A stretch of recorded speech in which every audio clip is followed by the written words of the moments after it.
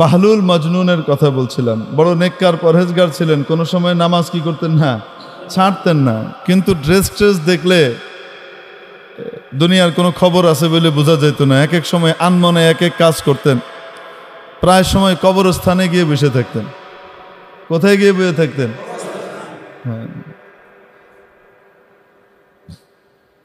কবরস্থানের ভিতরে গিয়ে পুরনো কবর টবরের ভিতরে যদি গর্ত টত্ত থাকতো, অনেক সময় ধসে যায় না কবর, এই গর্তের ভিতরে পা ঝুলে চুপচাপ আনমনে বসে থাকতেন। কেউ জিজ্ঞেস করছে, আপনি এখানে কি করেন? এমন প্রতিবেশীদের কাছে আসছি যারা কাউকে কষ্ট দেয় না। এমন প্রতিবেশীদের কাছে আসছি যারা কখনো কাউকে কি দেয় না, কষ্ট দেয় না। তাদের সাথে থাকতে আমি আনন্দ বোধ করি। কি মনে হয় আপনার, এটা সাধারণ পাগল? হ্যাঁ, এটা পাগল না বিশাল বুদ্ধিমান?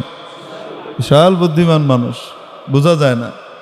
তো খলিফা হারুনুর রশিদ আবার এই বাহলুল মজনুনকে চিনত যে বড় আল্লাহওয়ালা মানুষ,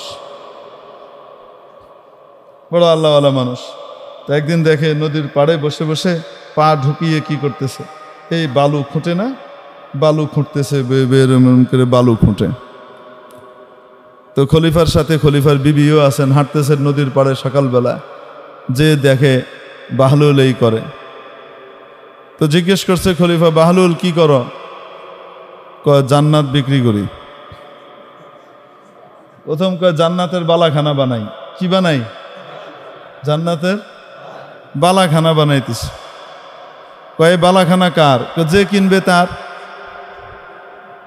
যে কিনবে তা তো বাদশা চিন্তা করতেছে, পাগলের মাথায় এখন ঠিক ঠিকানা নাই, কি কয় না কয়। হ্যাঁ, এনে বালাখানা বানায় জান্নাতের। তো বেগম জিজ্ঞেস করছে, বাদশার বেগম সাহেবা জিজ্ঞেস করছে, তো আমি যদি কিনি? আপনিও পাবেন। দাম কত? 1 আনা। কত? 1 আনা।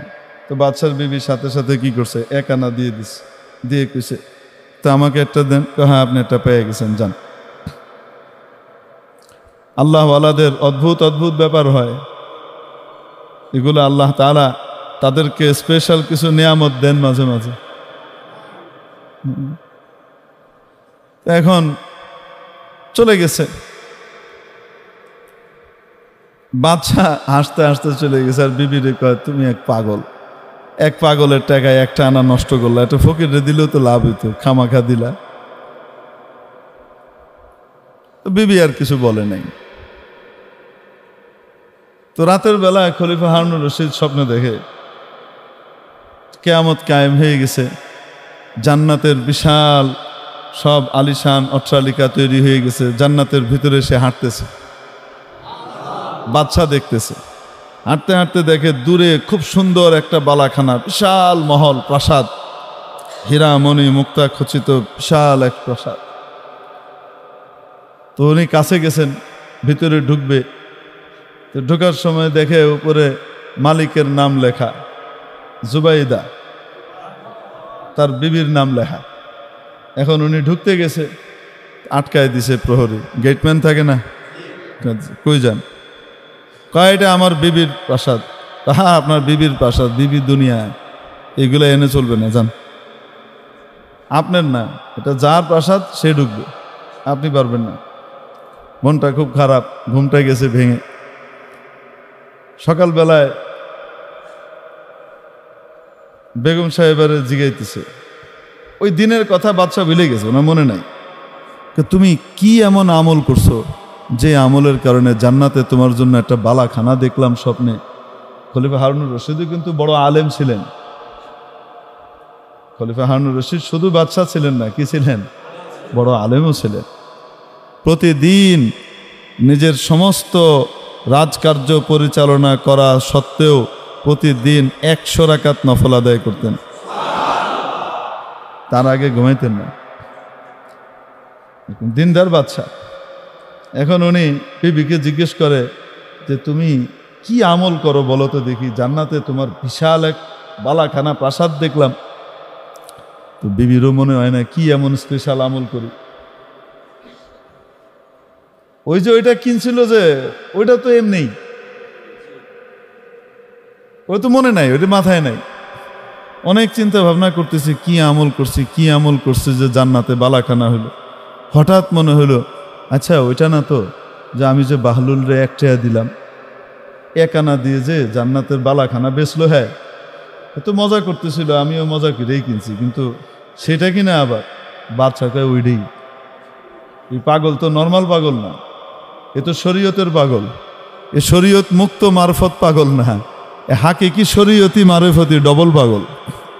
বুঝাইছিনি? যেই আল্লাহওয়ালা মারফতি মানুষের শরীয়তের কোনো বিধান লঙ্ঘন হয় না, নবীজির কোনো সুন্নত নষ্ট হয় না, এ হলো আসল। বুঝাইতে পারছি? হ্যাঁ, মারেফত বাদ দিতে বলা হয় নাই, কিন্তু শরীয়ত ধ্বংস করে না। তো মেরে মোহতারাম দোস্ত বলছিলাম, ওই যে খলিফা হারুনুর রশিদ আর কে, তো বাদশাহ ঘুম থেকে ওঠার পরে এটা শোনার পরে চিন্তা করতেছে, হায় রে হায়, কালকে তো বিশাল লস খাইছি, এই পাগলের কাছ থেকে তো এটা কিনে নিতে হইতো, নাই। এখন কি করছে, সকালবেলা এর পরের দিন আবার নদীর পাড়ে হাঁটতে বেরিয়েছে, আশা যদি আজকেও পাগলারে পাই। পাগলা কি ডেলি এক জায়গায় থাকবে নাকি? এক এক সময় এক এক জায়গায় তার যেখানে মন চায়। দোয়া করতেছে খুব আল্লাহ কাছে, আল্লাহ যদি পেয়ে যাই।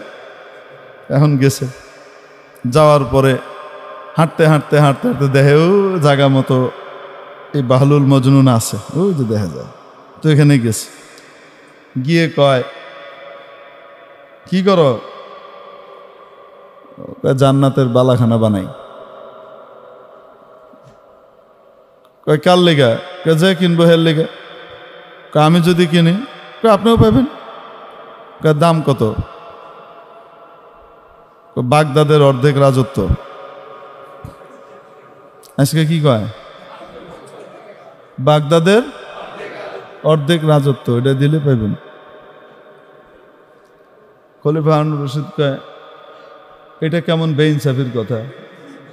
গতকালকে আমার বউ কিনলো 1 আনা দিয়া, আর আজকে তুমি আমার কাছে বাগদাদের অর্ধেক রাজত্ব দাম হাঁকতেছো, এটা কোনো কথা হলো? তো বাহলুল নিচের দিকে চাই আঙ্গুল লড়ে আর কয়, কালকে কিনছিল না দেখা, তুমি আজকে আইসো কিনতে দেখা, এর লেগা দাম।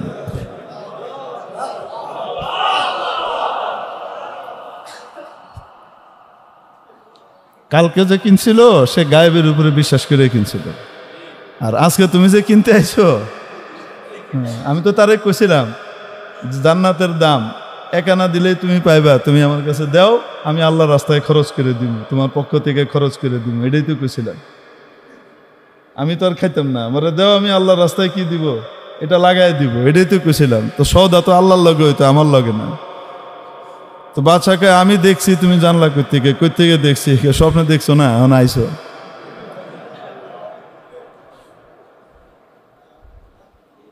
বাদশা তো আর কিনে নাই, গেছে গা, আমি আরো তরিকায় কোনোভাবে কিনেলো মনে আল্লাহর কাছে, তোমার কাছে আর পাইলাম না আর কি। তো বাহলুল মজনুন, এই মজনুন পাগল টাইপের ছিল। একবার বাদশা বালাখানায় বসা, উপরে ছাদে, অনেক দূরে দেখে বাহলুল যায়, তো লোকজনকে ডেকে বলছে, এই ওইটারে আমার কাছে নিয়ে আসো, এই বাহলুলকে নিয়েও। তো তাড়াতাড়ি তারা করছে কি, বাহলুলকে চটপট ধরে এনে দোতলায় উঠাইতে, দোতলা অনেক উঁচা, এই ছোট দোতলা না, আমগো মতো 10 ফিটটা দোতলা না, এই 10 ফুটি 20 ফুটি দোতলা না। দেখেন না ব্রিটিশ আমলের দোতলা কয় তালা?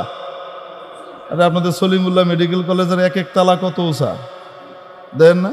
ঢাকা মেডিকেলের 1 তালা 3 তালা উঁচা, ঠিক কি ঠিক না? এই আমলের দোতলা না। তো ওই আমলে তো দোতলা মানে বিশাল উঁচু, রাজা বাদশার বাড়ি। বলতে চট করে নিয়ে আসো। এখন এরা করছে কি, ধরে নিয়ে এসা ওখানে দড়ি দিয়ে এক ধরনের কি ছিল ব্যবস্থা ছিল, যে দ্রুত শর্টকাট উপরে উঠা যায়, নামা যায়। নিচে দড়ি বাঁধা, উপরেও কি দড়ি বাঁধা। ওই জায়গার ভিতরে আস্তে করে ইয়ের ভিতরে বসায়া দিছে টান, সাই করে উপরে গেছে গা। তো যাওয়ার পরে এখন খলিফা হারুনুর রশিদ জিজ্ঞেস করে, আচ্ছা বাহলুল বলো তো দেখি, আল্লাহরে কেমনে পাওয়া যায়? তুমি যে আল্লাহর এত কাছাকাছি হইছো, তুমি কেমনে হইছো কত দেহি একটু। তো বাহলুল কয়, যেমনে আপনি আনলেন ওইভাবে। কয় এটা আবার কি? বলে বুঝেন নাই? তো উনি কইতেছে, আমি বাহলুল যদি আপনার সাথে দেখা করতে চাইতাম তাহলে আমাকে কত কাঠখড় পুড়িয়ে আপনার বাড়িতে আসা লাগতো, কত দৌড়ঝাঁপ করে আপনার কাছে আমাকে আসা লাগতো। কিন্তু যেহেতু চাইছেন আপনি, আমার মতো এক নগণ্য মানুষকে আপনি আপনার এখানে আনতে চাইছেন, এজন্য সিঁড়ি দিয়ে আসতে দেরি হবে এতটুকুও বরদাস্ত করা হয় নাই, ফু করে কৃত্রিম লিফট দিয়ে উঠাই লইছে, এত তাড়াতাড়ি এসে পড়ছে। মেরে মোহতারাম দোস্ত আজিজ ও বুজুর্গ আমার, এই কথা বলার উদ্দেশ্য হলো এই যে আল্লাহ তাবারাকা ওয়া তাআলা যদি নিজে দয়া করে আমাদেরকে তার ঘরে আসার জন্য নির্বাচিত করে না ডাকতেন, আমি আপনি আসতে পারতাম। অনেক বড় বড় শিক্ষিত, অনেক বড় বড় ডিগ্রিধারী, অনেক বড় বড় টাকাওয়ালা, অনেক বড় বড় যোগ্যতাওয়ালাদের কান পর্যন্ত আপনাদের এই মাহফিলের আওয়াজ গিয়েছে, খবর পৌঁছেছে, কার্ডও গেছে, দাওয়াতও গেছে, আসতে পারে নাই। আপনি আমি চলে আসছি, কে আনছেন? কে আনছেন? মাওলা যে আমাকে আপনাকে দয়া করে ডেকে নিয়ে আসলেন, শুকর আদায় করব কিনা? শুকর শুধু মুখে আদায় করব না কাজে কর্মেও করব? নবীজি সাল্লাল্লাহু আলাইহি ওয়াসাল্লাম আমাদেরকে কোরআনে পাকের মাধ্যমে আল্লাহর বাণী জানিয়ে দিয়েছেন, লা ইন শাকারতুম লাযীদান্নাকুম ওয়া লা ইন কাফারতুম ইন্না আযাবি লাশাদীদ। ও আমার বান্দা বান্দিরা, যদি তোমরা আমার দেওয়া নেয়ামতের মূল্যায়ন করো, শুকর আদায় করো, তাহলে মনে রাখবা অবশ্যই অবশ্যই আমি নেয়ামত বাড়িয়ে দেব। এজন্য এক ব্যক্তি নামাজ আদায়ের পরে আবার দ্বিতীয় ওয়াক্ত নামাজে মসজিদে আসার তৌফিক লাভ করতে পারা, এটা একটা লক্ষণ আর আলামত। মাওলায়ে পাক মনে হয় গ্রহণ করেছেন, তাই আবার এনেছেন। আশা করতে পারি কিনা? আমাদের আমল এমন না যে আমল মাওলার দরবারে পেশ করা যায়, কিন্তু উনি রহমানুর রহিম, উনি গফুর ও গফফার, উনি সত্তার, উনি বড় দয়ালু, উনি ওয়াদুদ, উনি শাকুর, উনি মহামূল্যায়নকারী। হালকা ছোট্ট খাট্ট জিনিস, খুঁতযুক্ত জিনিসও গেলেও বান্দার যদি দেখে যে তার ইন্টেনশন ঠিক আছে, তার নিয়ত ঠিক আছে, এবং সে আমার নবীর তরিকাকে ফলো করার চেষ্টা করেছে, এই দুইটা যদি ঠিক পান, তাহলে মাওলায়ে পাক ওটাকে কবুল করে নেন। এটা কার দয়া?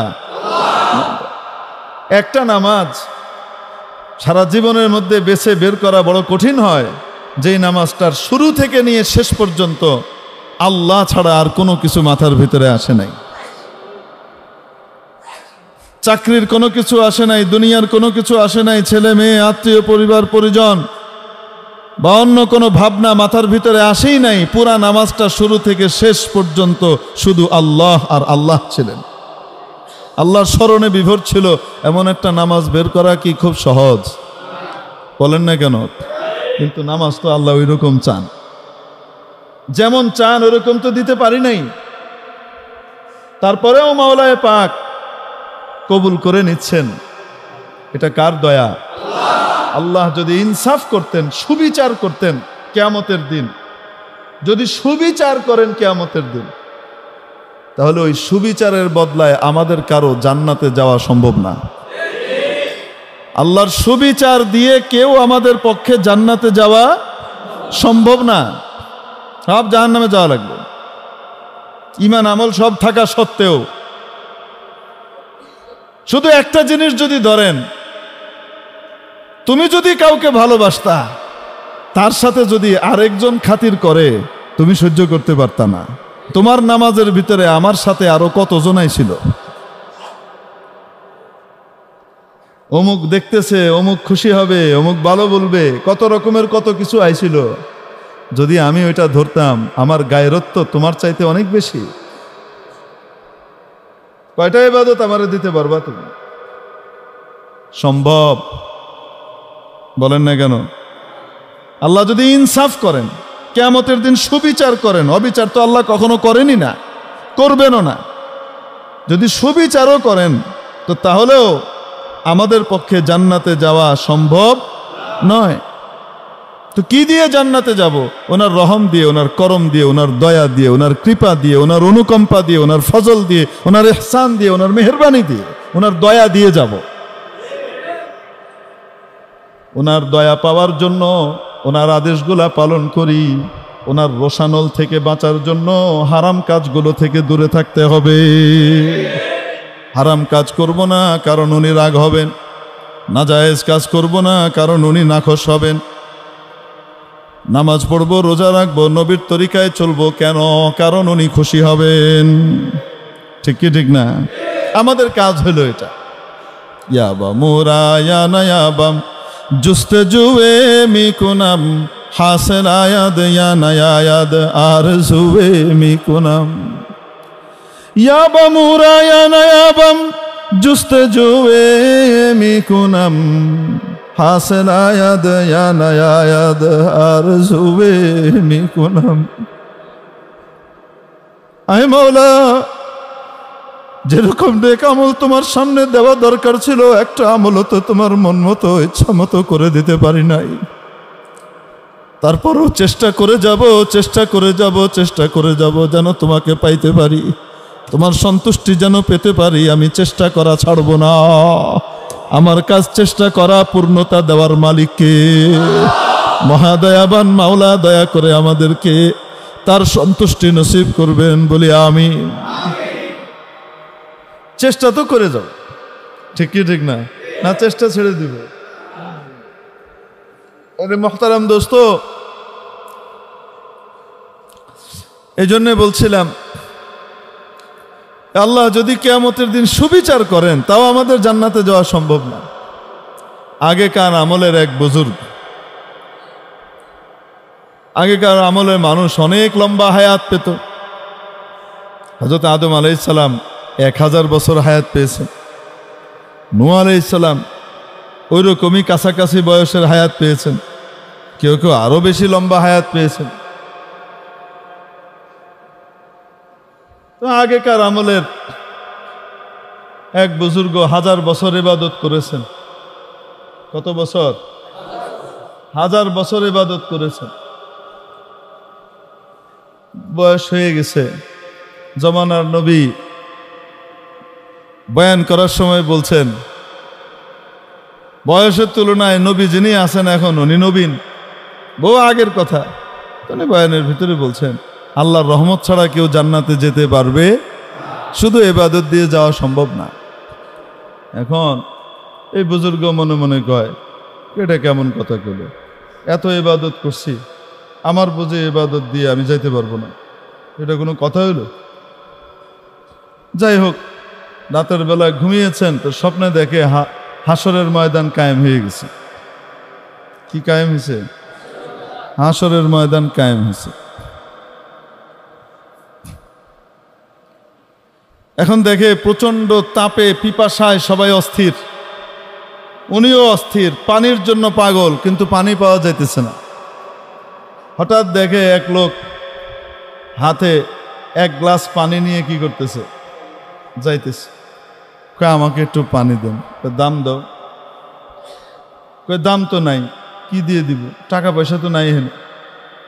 কয় এখানে তো চলবে নেক আমল, তোমার কারেন্সি নেক আমল, নেক আমল দাও, কিনো। কতটুক নেক আমল লাগবে বলেন? নেক আমল কতটুক লাগবে? 1 গ্লাসের দাম তো 1000 বছরের ইবাদত, আধা গ্লাস 500 বছরের। কয় আধা গ্লাস দেন। সব দিয়ে দিলে যাবো কেমনে জান্নাতে? আধা গ্লাস দেন। আধা গ্লাস নিয়ে খাইছে, খাওয়ার পরে পিপাসা আরো বাড়ছে। পুরা পানি ঠিক মতো না গেলে পিপাসা কমে না বাড়ে? কয় আধা গ্লাস দেন, পিপাসা বেশি বেড়ে গেছে, কারো 500 বছরের ইবাদত দেওয়া লাগবে। দিয়ে দিছে। আল্লাহর সামনে হাজির হয়েছে। কি আনছো? এ আল্লাহ, নাই তো কিছু। কয় কি আশা করো? কয় আপনার রহমত আশা করি। আল্লাহ কয় হ্যাঁ, আমার রহমত ছাড়া কেউ জান্নাতে যাবে না। দুনিয়াতে যে পানি খাইতেছি, আল্লাহ তাআলা যদি এই পানিগুলার দাম ধরতেন, পানিগুলার দাম দিতে পারবো? কোনো কিছুর দাম ধরলে দিতে পারবো? যার কাছে দুনিয়ার এক পয়সা নাই তাকেও আল্লাহ তাআলা কোটি কোটি টাকার সম্পদ দিয়ে রাখছেন। আপনারা হসপিটালে আছেন, এই মিটফোর্ড হাসপাতাল বাংলাদেশের নামকরা সেরা হাসপাতালের ভিতরে একটা, প্রাচীন হাসপাতালের মধ্যে বড় বড় অপারেশন হয়। কিডনি প্রতিস্থাপন করতে গেলে কিডনি নষ্ট হয়ে গেছে, একটা কিডনির দাম কয় লাখ টাকা। কয় না কেন? চোখ নষ্ট হয়ে গেছে, চোখ দান করতেছে একদম, ঠিক আছে আমার চোখটা নিয়ে দাও। চোখটার দাম কত বলেন না কেন? আপনাকে 10 লাখ টাকা দিলে আপনি চোখ একটা দিয়ে দিবেন? যদি কয় 2 চোখ, এক চোখে তো হবে না, সেট লাগবে, পুরা সেট লাগবে, 5 কোটি টাকা দিব, দিবেন 5 কোটি টাকা দিয়ে? দিব না। তাহলে এক একটা অঙ্গের দাম কত, শরীরের এক একটা জিনিসের দাম কত হিসাব করেন। যেগুলা স্পেয়ার দিয়ে দিছে আল্লাহ তাআলা, কিডনি তো 2টা দিয়ে দিছে, একটা থাকলে না গেলেও আরেকটা হইলেও চলে, কয় না কেন? যেটার কোনো স্পেয়ার পার্টস নাই, হার্ট দিয়ে দিছেন, কোনো স্পেয়ার কিছু নাই, বিক্রি করবেন হার্টটা? 50 কোটি টাকা দিয়ে হার্টটা বেচতে দিলে বেচবেন? তাহলে কত টাকা আল্লাহ মালিক বানায় থুয়ে দিছে ফাও ফাও। হসপিটালে যাদের অক্সিজেন দরকার পড়ে, একটা পর্যায়ে অক্সিজেন কিনা লাগে, কয় না কেন? এত ইউনিট এত টাকা, এত ঘন্টায় এত টাকা, আছে না নাই?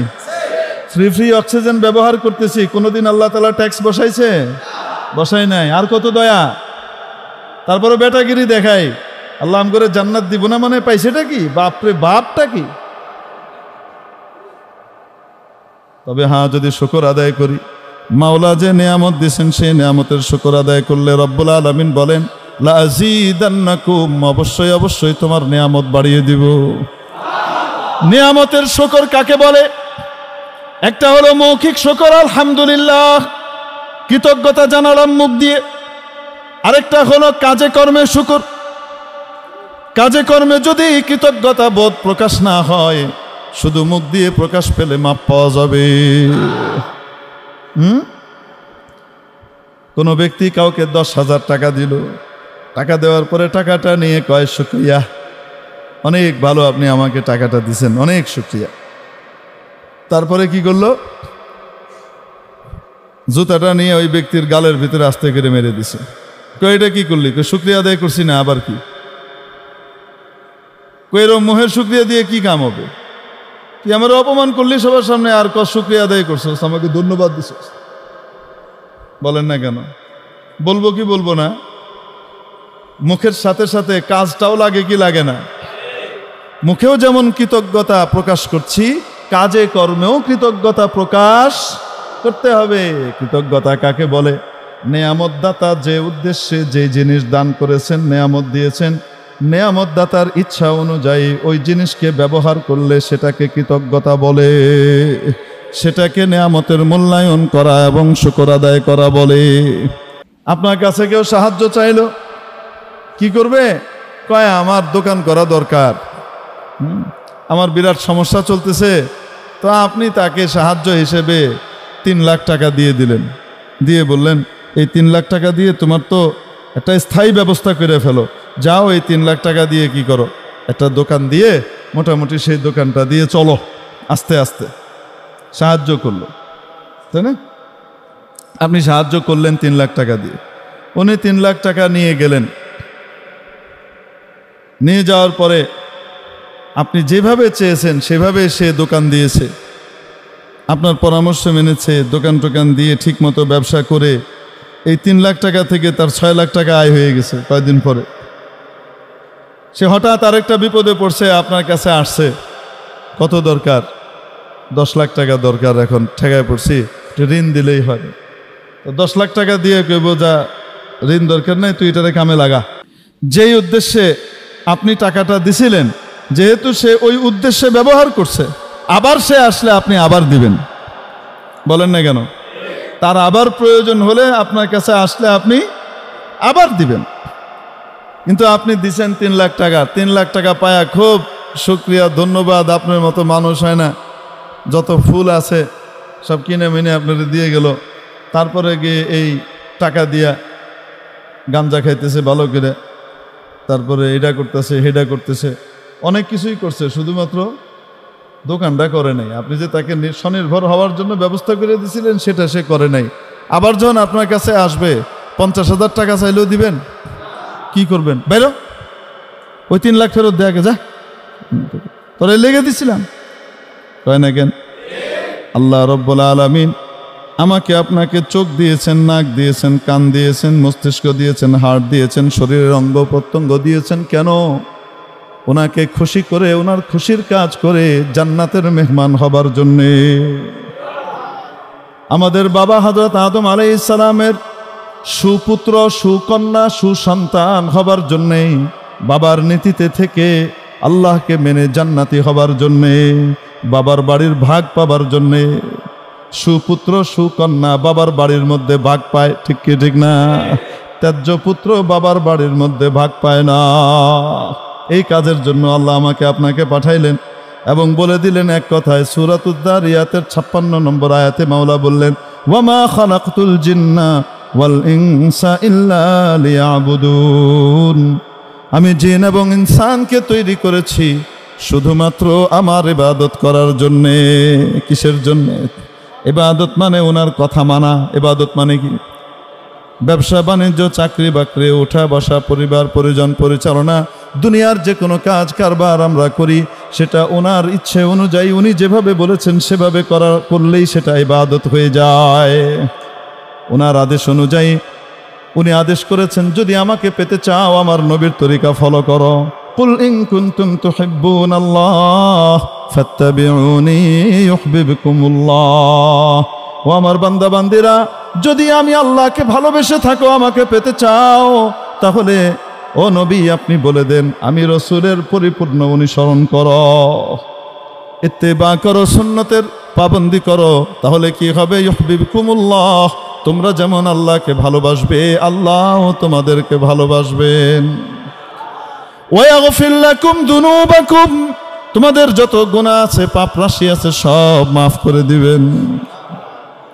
আল্লাহু গফুরুর রহিম, তিনি বড় দয়ালু, বড় ক্ষমাশীল।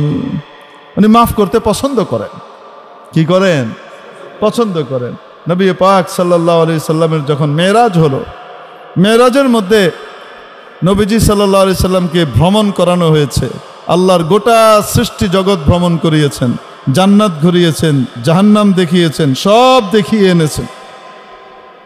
আল্লাহু আকবার পরশুদিন বলেন, আল্লাহু আকবার পরশুদিন বলেন, এই সব কিছু এক রাতের ভিতরে ঘুরিয়ে এনেছেন কে? আল্লাহ তাআলা। আল্লাহু আকবার, ঘুরিয়ে এনেছেন। তিনি ঘুরে আসার পরে বলেন, জান্নাতের দরজার মধ্যে ফটকের ভিতরে আমি 3টি কথা লেখা পেয়েছি। জান্নাতের ফটকে কয়টা কথা লেখা ছিল? 3টা বাণী লেখা ছিল। তার মধ্যে একটা হলো উম্মাতুন মুযনিবাতুন ওয়া রাব্বুন গফুর, উম্মত গুনাহগার, প্রভু ক্ষমাশীল। হযরত আম্মা জান আয়েশা সিদ্দিকা রাদিয়াল্লাহু তাআলা আনহা নবীজি সাল্লাল্লাহু আলাইহি ওয়াসাল্লামকে জিজ্ঞেস করলেন, ইয়া রাসূলুল্লাহ, যদি সবে কদর পেয়ে যায়, যেই রাতটা একটা রাত 1000 মাসের ইবাদতের চেয়ে উত্তম, 83 বছর 4 মাসের ইবাদতের চেয়ে উত্তম, এক রাতের ইবাদত, ইয়া রাসূলুল্লাহ যদি পেয়ে যাই ওই বিশাল রাতটা, ওই বিশেষ রাতটা যদি পেয়ে যাই, তাহলে আমি কি দোয়া করব? নবীজি আম্মা জান আয়েশাকে শিখিয়ে দিলেন দোয়া করবে, আল্লাহুম্মা ইন্নাকা আফুউন তুহিব্বুল আফওয়া ফাফু আন্নি। ও আমার মাওলা, তুমি তো মহা ক্ষমাশীল, ক্ষমা করতে ভালোবাসো, ক্ষমা করতে ভালোবাসো, অতএব আমাকে ক্ষমা করে দাও। আমি গুনাহ করেছি, আমি আর করব না, আমি তওবা করলাম, ভবিষ্যৎ জীবনটাকে গুনাহমুক্ত রাখবো, আর এই গুনাহ করব না, আল্লাহ আমাকে ক্ষমা করে দাও, এই কথা বলবি। মাফ করতে ভালোবাসেন কি না? বলেন না কেন? ভালোবাসেন কি বাসেন না? এখন বলেন দেখি, চোখ দিয়েছেন কে? কান দিয়েছেন কে? কেন? ওনার নাফরমানির গান বাজনা শোনার জন্যে। চোখ দিয়েছেন কেন? নাফরমানির কাজ করার জন্যে। যেগুলা দেখা নিষেধ সেগুলা দেখার জন্যে, ওগুলা তাকানোর জন্যে চোখ দিয়েছেন। আহা, মুখ দিয়েছেন কেন? উনার বিরুদ্ধে কথা বলার জন্যে। মুখ দিয়েছেন কেন? উনার বিরুদ্ধে যে সমস্ত কথাবার্তা আছে, উনার বিধানের বিপরীতে যত কথা আছে সেই কথাগুলা বলার জন্য মুখ দিয়েছেন। মুখে খুব বলি আমি ইমানদার, মুখে বলি আলহামদুলিল্লাহ, আর আল্লাহর বিধানের বিরুদ্ধে অবস্থান নেই। মনে রাখতে হবে এটা মুখে শুকরিয়া জানিয়ে জুতা মারার শামিল। ঠিক কি ঠিক না? তাহলে বলেন তো দেখি, একটা জিনিস এখন থেকে ঠিক করে নেই, আর যাই করি না কেন কোনোদিন আল্লাহর বিধানের বিরুদ্ধে কোনো কথা বলবো না। আমি আমল করতে পারি আর না পারি, আমার মধ্যে দুর্বলতা থাক আর সাবল্য থাক, যাই থাক না কেন, আমি কখনো কখনো কখনো আল্লাহর বিধিবিধানের বিরুদ্ধে অবস্থান নিব না। কোনোদিন আল্লাহর বিধিবিধান বিরুদ্ধচারণকারীর সাথেও সঙ্গ দিব না। পারবো তো ইনশাআল্লাহ? তাহলে শুকরিয়া আদায় হবে। তাহলে কি আদায় হবে? শুকরিয়ার প্রাথমিক ধাপ আদায় হইল যে আমি আল্লাহর বিধানের বিরুদ্ধে নই। আল্লাহ আমাদেরকে বুঝবার তৌফিক দান করেন। আমি নামাজ পড়ার ভিতরে যদি আমার দুর্বলতা থেকেও থাকে, কিন্তু কোনো ব্যক্তি যদি নামাজ যথাসময়ে আদায় করতে চায়, কখনোই আমি তার বিরুদ্ধে যাব না, আমি তার সাহায্য করব। ঠিক কি ঠিক না?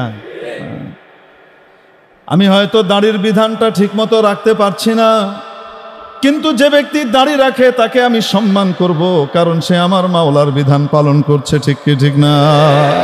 নাকি পিছনে খোসানির লিগে ঘুরে বেড়াবো? দাড়িওয়ালা করে কেমনে খোসানি যায়? হ্যাঁ, এরকম করবো নাকি? হ্যাঁ, আল্লাহ আমাদেরকে বাঁচার তৌফিক দান করেন। আল্লাহ কয় হুজুর দাড়ি রাখছে কিন্তু ঘুষ খায়। ঘুষ খাওয়াটা আলাদা অপরাধ, দাড়ি না রাখাটা আলাদা অপরাধ। ঠিক কি ঠিক না? দুইটা আলাদা আলাদা অপরাধ। হ্যাঁ, বেশি ভালো হইতো যেমন দাড়ি না রাখার অপরাধটা পরিহার করে দাড়ি রেখে সওয়াবের কাজ করতেছে, ঘুষটাও যদি না খেত, ওই অপরাধটাও যদি বর্জন করত, তাহলে আরো ভালো হতো, সোনায় সোহাগা হতো। ঠিক কি ঠিক না? শয়তান যেন এসে আমাদেরকে এই বুদ্ধি না দেয়, এটা শয়তানের কুমন্ত্রণা। আরে হুজুর বহুত দেখছি দাঁড়িয়ে আছে, মাথায় টুপি পরে, এই পরে, আর সমান তালে ঘুষ খায়, পয়সা ছাড়া কোনো কাম করে না। দেখছি এর লেগে নামাজ পড়ি না। ওরে তো নামাজ কি দোষ করলো? কয় না কেন? হ্যাঁ, নামাজ দোষ করছে? হ্যাঁ, ওই ব্যক্তি যে ঘুষ খাইতেছে এটা নামাজ পড়ার কারণে?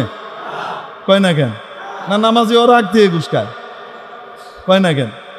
বরং নামাজটা যদি ঠিকমতো সুন্দরভাবে হইতো, তাহলে এই কাজটা থেকেও নামাজ তাকে বাধা দিয়ে দিত। নামাজ দুর্বল, নামাজটা শক্তিশালী হয় নাই, এজন্য এই অপকর্মটা করে বেড়ায়। সূরা আনকাবুতের ৪৫ নম্বর আয়াতে রব্বুল আলামিন বলেন, উতলু মা উহিয়া ইলাইকা মিনাল কিতাবি ওয়া আকিমিস সালাহ ইন্নাস সালাতা তানহা আনিল ফাহশাই ওয়াল মুনকার। ও নবী, নামাজ কায়েম করেন। নিশ্চয় নামাজ মানুষকে অশ্লীল, নির্লজ্জ কাজ, লজ্জাস্কর কাজ এবং অন্যায় কাজ থেকে, অপরাধ থেকে বাধা দেয়। কি দেয়? গুনাহ থেকে বাধা দেয়, নির্লজ্জ কাজ থেকে বাধা দেয়। কে বাধা দেয়? আরে নামাজ বাধা দেয়। কি বাধা দেয়? যদি কেউ নামাজও আদায় করে কিন্তু ওইটাও অন্যায়ও ছাড়তেছে না, তাহলে বুঝতে হবে নামাজ দুর্বল, নামাজ শক্তিশালী হয় না। যেহেতু দুর্বল নামাজ দিয়ে আর কি কাম? দুর্বল নামাজ পড়ে কি লাভ? বুঝেননি?